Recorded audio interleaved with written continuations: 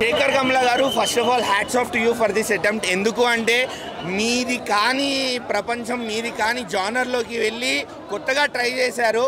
ఎందుకంటే మనకి ఎప్పుడో ఒక మంచి లవ్ స్టోరీని కానీ ఒక మంచి లైఫ్ స్టోరీని కానీ చూపించే మనిషి, అలాంటి వ్యక్తి మనకి ఒక సోషల్ ఓరియంటెడ్ మెసేజ్తో, ఒక మెసేజ్ ఓరియంటెడ్ మూవీతో ముందుకు వచ్చారు. So appreciate that effort.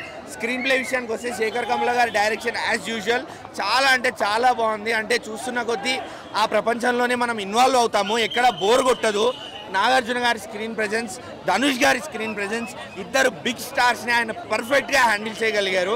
And Nagarjuna గారికి ఇలాంటి క్యారెక్టర్స్ ఇంకా రావాలి అనే ఆశిస్తున్నా. నాగార్జున గారు ఇలాంటి క్యారెక్టర్స్ చేయడంలో ఎప్పుడూ వెనకడుగేయకూడదు. ఆయన ఎప్పటికీ టాలీవుడ్కి కింగే, మా జనాలకి కింగే ఆయన.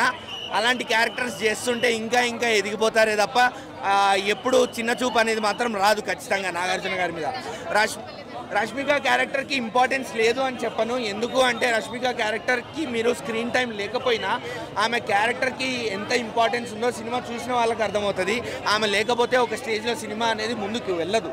సో దేవుడు సాయం అనే మాటకు వస్తే రష్మిక అక్కడ కనెక్ట్ అవుతుంది సినిమాకి. సో అక్కడ ఒక దేవుడి రూపంలో సాయం చేసింది ధనుష్కి. సో ఆ సాయం అనేది లేకపోతే ధనుష్ అనేటోడు ముందడుగు వేయలేడు ఒక బిచ్చగాళ్ళలాగా. సో రష్మిక క్యారెక్టర్కి ఇంపార్టెన్స్ లేదని మాత్రం చెప్పను. స్క్రీన్ టైం లేకపోయి ఉండొచ్చు, బట్ ఇంపార్టెన్స్ మాత్రం ఖచ్చితంగా ఉంది. నేను 3 ఇస్తాను, 3 to 3.5.